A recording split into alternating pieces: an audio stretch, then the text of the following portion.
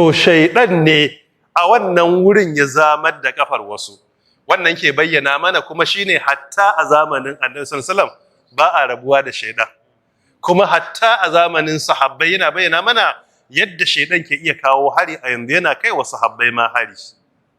Kawai su Allah ya taimake su a kansa ne ya zama ayyukansu na alkhairi Allah ya karba ya fi musu kurakuransu. Amma ana iya samun sahabi yana kuskure, amma sabaninmu da masu zagin sahabbai shine idan sun yi kuskuren na farko Allah ya yafe kuskuren kuma ya ba su aljanna, mu kuma ba ma tuhubar wanda Allah ya ba wa aljanna.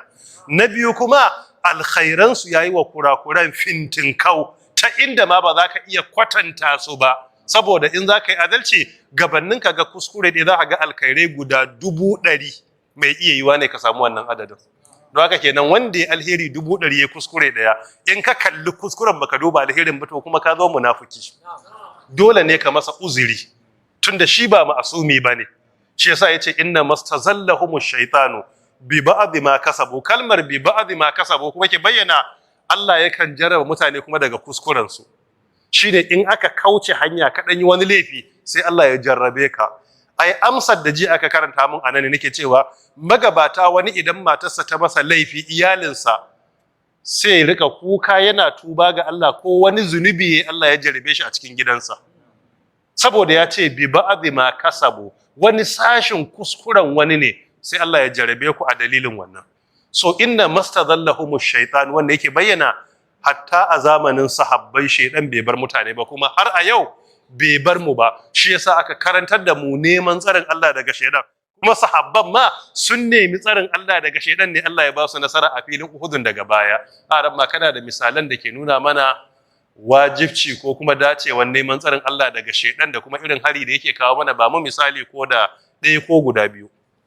Wa imma yanzaghannaka minash shaitani nazghun fasta'id billah innahu sami'un 'alim. إن الشيطان لكم عدو فاتخذوه عدوا إنما يدعو حزبه ليكونوا من أصحاب السعير. جزاكم الله خيرا. الله يساك هذا الخير. waɗannan misalai guda biyu, na farko fa imma yanzaghannaka minash shaitani nazghun fasta'id billah innahu huwa sami'un alimun. Sami'un alim ko? Innahu sami'un alim, wannan zai zama a araf kenan. A araf wacce ce ta jani? Innahu huwa sami'un alim ta fussilat, ita ce innahu huwa sami'un alim. A na cikin a araf innahu sami'un alimun, da na kira kuma babu huwa. Aya ta 200 a Araf. Ta fussilat innahu huwa sami'ul alim, akwai huwa kuma akwai ma'arifa. Fussilat aya ta 36 kenan ko? Haka ne. Allah ta'ala ke cewa idan nazghun na shaidan ya zo muku, shaidan ya naushe ku ko ya kawo muku hari, fasta izbillah, ku nemi tsarin Allah. Shi yasa Qur'ani ya karantar da mu muhimmanci da wajibcin neman tsarin Allah daga shaidan. Ga addu'o'i a'udhu billahi minash shaitanir rajim. Iyaka taimaka mutum ya nemi kariya daga shaidan. Zama da alwala, ka zauna ko da ba sallah za ka yi ba, ka zauna alwala yana kare ka daga shaidan. Yin azkar, zikirin safiya da yammaci da dare, kamar yadda yake a Hisnul Muslim da sauran takardu, cikin taimakon Allah yana kare ka daga shaidan. Karanta addu'o'i da suka tabbata na neman tsarin Allah daga shaidan, wanda suke Qur'ani na daga ci kaman rabbi a'udhu bika min hamazati shayatin wa a'udhu bika rabbi ay yahdurun. Waɗannan ayoyi ne cikin suratul mu'minun, aya ta 97 da 98, amma sai ka cire kul din, ba sai ka ce kul din farkon ba. Rabbi a'udhu bika min hamazati shayatin wa a'udhu bika rabbi ay yahdurun. Addu'o'i ne masu muhimmanci, sai mu dage da neman tsarin Allah daga shaidan. Kuma hadisai ingantattu sun nuna cewa ko haihuwan jariri aka yi, yana saukowa duniya shaidan ke rankwashin sa. Kaga dai dan da za a rankwasa daga fitowa daga cikin babarsa, ai ka san wanda ya wannan a mugun ma farfesan mugu ne. ko a mugayen na musamman ne, a wannan jikin da yaro yake, wannan kato iblis haka zai rankwashi. Kai ka san mugunta da kai mugunta, so tun fa fitowanka duniya da rankwashi ya tare ka, kuma ka zo ka sake da shi. Ga ayar inna shaytana lakum aduwwun fattakhiduhu aduwwa. Allah ya ce shaydan abokin gaban ku ne, ku rike shi a matsayin abokin gaba. Yana kiran mutanensa ne don su zama daga cikin mutanen wuta sa'iri, don su shiga wutar sa'ir. Wannan zai zama suratul fatir aya ta 6.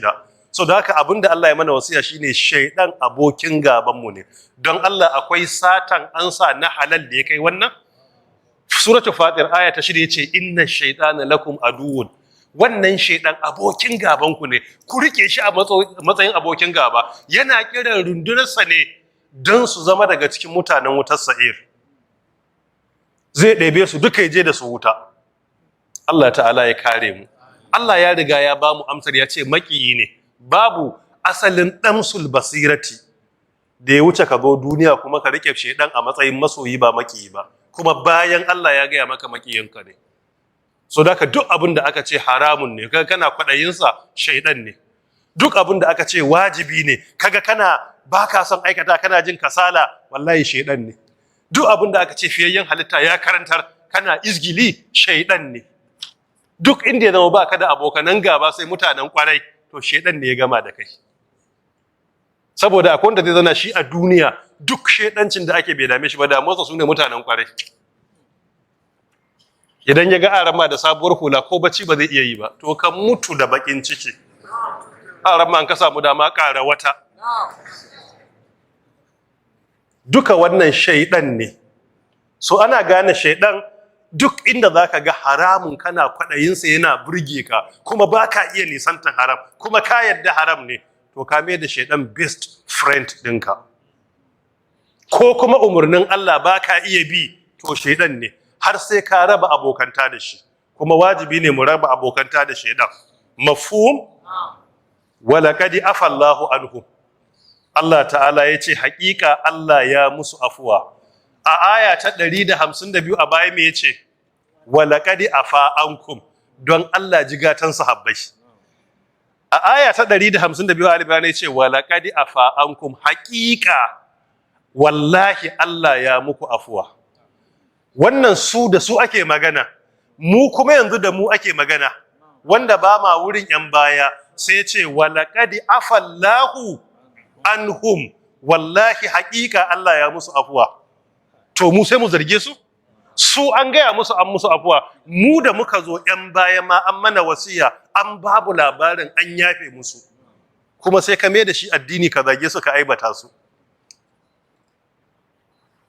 Wai har wani ya zauna zamanin annabi sallallahu alaihi wasallam, ai lokacin da annabi ya rasu an sace feginsa, aka raba, aka hana iyalansa, wai sahabbai suka kwace.